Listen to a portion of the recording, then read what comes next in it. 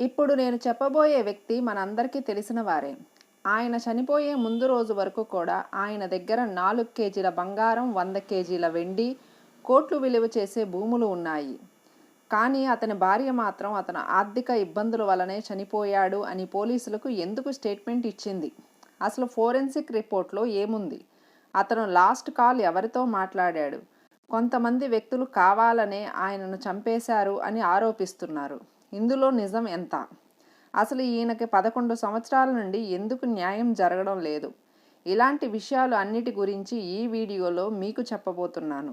ఇంతకీ ఆ వ్యక్తి ఎవరు అంటారా? ఎవరో కాదండి, మన అందరికీ ఎంతో నచ్చే, మన ఇంట్లో అబ్బాయిలాగా అనిపించే హీరో ఉదయ్ కిరణ్ గారు. ఈయన 1980 జూన్ 26వ తేదీన హైదరాబాదులో ఒక మధ్యతరగతి కుటుంబంలో జన్మించారు. ఉదయ్ కిరణ్ గారిది బ్రాహ్మణ కుటుంబం. ఈయన తండ్రి వివికే మూర్తి గారు ఎయిర్పోర్ట్లో వర్క్ చేస్తూ ఉంటారు. తండ్రి ఎయిర్పోర్ట్లో వర్క్ చేస్తారు కనుక ఉదయ్ కిరణ్ గారికి సికింద్రాబాద్లో ఉన్న కేంద్రీయ విద్యాలయంలోనే స్కూల్ స్టడీస్ అంతా జరిగాయి. తర్వాత వెస్లీ కళాశాలలో బీకామ్ జాయిన్ అయ్యారు. డిగ్రీ చేస్తూనే మరొక వైపు మోడలింగ్ చేస్తూ సినిమా అవకాశాల కోసం ట్రై చేసేవారు.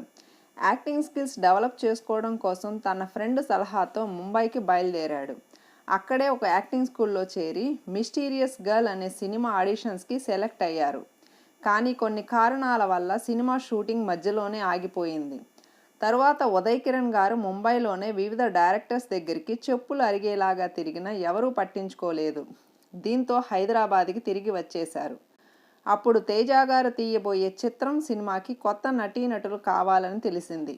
కానీ వెళ్ళడానికి ఆలోచించారు ఉదయ్ కిరణ్ గారు. తన అక్కయ్య సలహా మేరకు ఆడిషన్స్కి అటెండ్ అయ్యి సినిమాకి హీరోగా సెలెక్ట్ అయ్యారు. రెమ్యునరేషన్ 13,000కి మించి ఇవ్వలేము అన్నారు. దాంతో అంత తక్కువకి నేను నటించలేను అని చెప్పి వచ్చేశారు. అసలు చిత్రం సినిమాకి బడ్జెట్ 40 లక్షలు.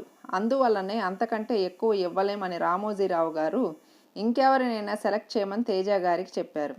కానీ తేజ గారికి ఎవరిని స్క్రీన్ టెస్ట్ చేసినా నచ్చడం లేదు. దీంతో తేజ గారే రామోజీరావు గారితో మాట్లాడి 25,000కి ఉదయ్ గారిని హీరోగా ఫిక్స్ చేశారు. ఆ రోజుల్లోనే ఆ సినిమా మంచి హిట్ అయ్యి 40 లక్షలకి 4 కోట్లు వసూలు చేసింది. మళ్ళీ తేజ గారే నువ్వు నేను సినిమా చేశారు.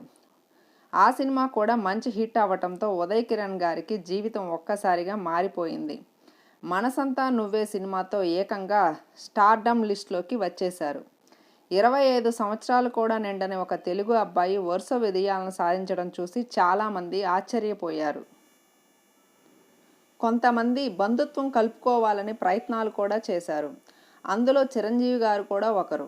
కానీ ఉదయ్ మనసంతా నువ్వే సినిమా తరువాత తనని ఇంటర్వ్యూ చేసిన జర్నలిస్టుతో ప్రేమలో పడ్డాడు. 6 నెలల తర్వాత ఏదో గొడవ రావటంతో ఆ అమ్మాయి ఉదయ్ని దూరం పెట్టింది.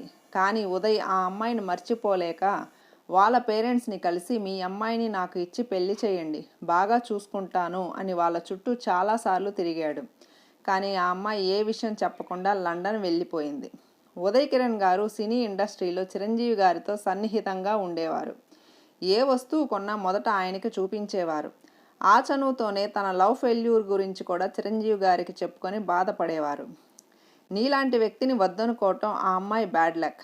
అలాంటి వాళ్ళని నువ్వు మర్చిపోవాలే కానీ ఇలా బాధపడకూడదు అని చిరంజీవి గారు చెప్పేవారు. ఉదయ్ కిరణ్ గారి పద్ధతులు, తీరు, తెన్ను అన్నీ చిరంజీవి గారి కుటుంబానికి బాగా నచ్చి తన పెద్ద కూతురు సుస్మితను పెళ్లి చేసుకోమని అడిగారు. అందుకు ఉదయ్ కిరణ్ గారి ఫ్యామిలీ కూడా ఒప్పుకోవటంతో పెద్దల సమక్షంలో అంగరంగ వైభవంగా 2003లో వీరి ఎంగేజ్మెంట్ జరిగింది. ఎంగేజ్మెంట్ అవ్వడంతో వారిద్దరూ తరచూ బయట కలిసి టైం స్పెండ్ చేసేవారు. చిరంజీవి గారికి అల్లుడైతే ఇక ఉదయ్ కిరణ్ గారికి ఇండస్ట్రీలో తిరుగుండదు అని అనుకున్నారు అంతా.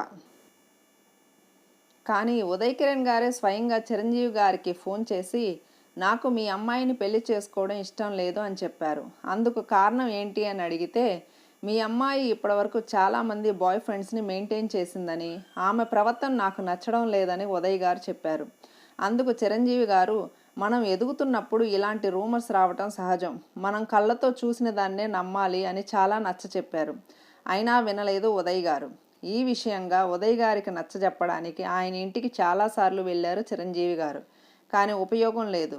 దీంతో చిరంజీవి గారే అఫీషియల్గా పెళ్లి జరగడం లేదు, క్యాన్సిల్ అయ్యింది అని అనౌన్స్ చేశారు. వెంటనే చెన్నై బిజినెస్ మ్యాన్తో చిరంజీవి గారి కూతురు వివాహం జరిగిపోయింది. ఇక ఉదయ్ గారికి చిరంజీవి గారి అల్లుడు అన్నప్పుడు వచ్చిన ఆఫర్స్ అన్నీ వెనక్కి వెళ్ళిపోయాయి. పైగా ఉదయ్ గారు స్టోరీ మీద కన్నా కూడా రెమ్యునరేషన్పై ఎక్కువ శ్రద్ధ చూపించేవారు. దాంతో సెలెక్ట్ చేసుకున్న స్టోరీస్ ప్రేక్షకుల్ని మెప్పించలేకపోయాయి. అటువంటి టైంలో తేజ గారు తీసిన సినిమా అవునన్నా కాదన్నా, ఆ సినిమా అయినా ఆసరాకి వస్తుంది అనుకుంటే అది కూడా యావరేజ్గా ఆడింది. అందువల్ల నిర్మాతలు అందరూ కూడా వెనక్కి తగ్గారు ఉదయ్ గారి మీద పెట్టుబడి పెట్టడానికి. చివరికి ఉదయ్ కిరణ్ గారే సొంత డబ్బు పెట్టి జై శ్రీరామ్ సినిమా తీశారు. దురదృష్టం ఏంటంటే ఆ సినిమా కూడా ఫ్లాప్ అయ్యింది. అటువంటి సమయంలో ఏఎం రత్నం గారితో ఆఫర్ వచ్చింది. షూటింగ్ కూడా సగం అయిపోయింది. ఉదయ్ కిరణ్ గారి ఆశలన్నీ ఆ సినిమా పైనే పెట్టుకున్నారు. కానీ పలువురు సినీ ప్రముఖుల నుండి ఆ సినిమా రిలీజ్ చేస్తే థియేటర్స్ దొరకకుండా అడ్డుకుంటాం అని ఒత్తిళ్లు రావటంతో అసలు ఆ సినిమాని కంప్లీట్ కూడా చేయకుండా మధ్యలోనే ఆపేశారు.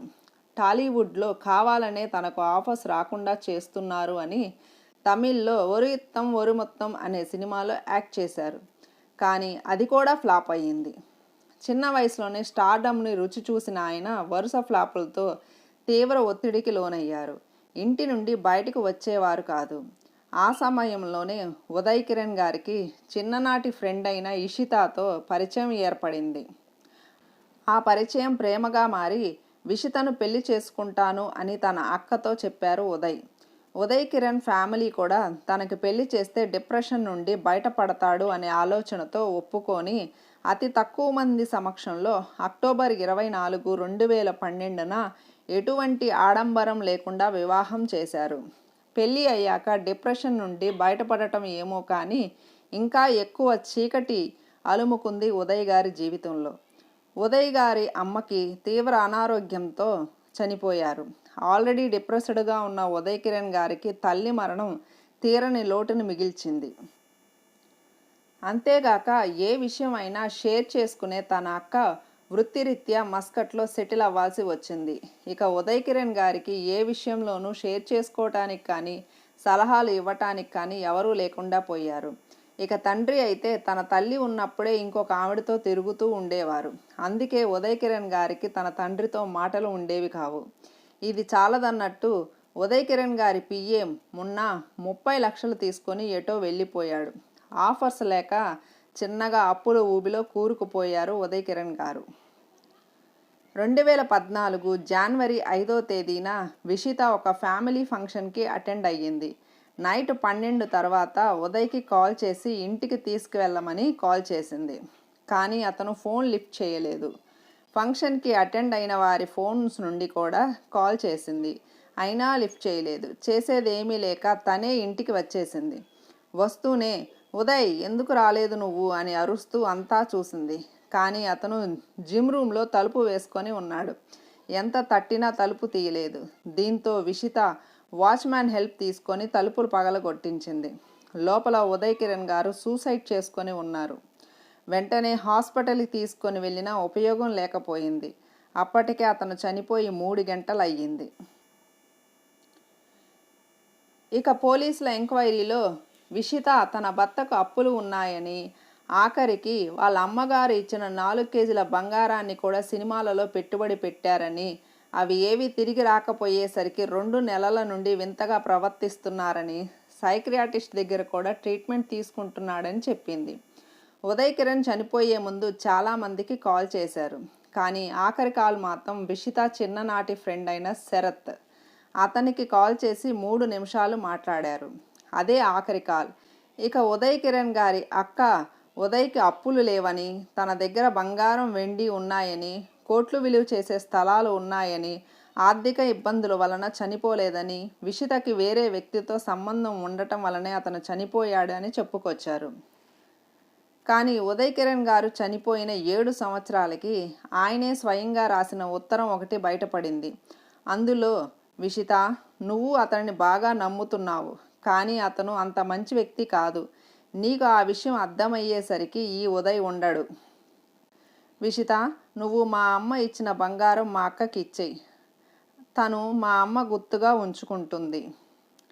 నన్ను సినీ ఇండస్ట్రీలో పిచ్చివాడిని చూస్తున్నట్టు చూస్తున్నారు, అందుకే చనిపోతున్నాను అని రాసి ఉంది. ఏది ఏమైనప్పటికీ మన తెలుగు ఇండస్ట్రీ ఒక మంచి నటుడిని కోల్పోయింది. ఆయన మరణానికి కారణం ఫైనాన్షియల్ ఇష్యూసేనా లేక ఫ్యామిలీ డిస్టర్బెన్సెస్నా? మీ అభిప్రాయాన్ని కామెంట్లో తెలియచేయండి. ఇంకా మా ఛానల్ని సబ్స్క్రైబ్ చేసుకోండి. Thank you.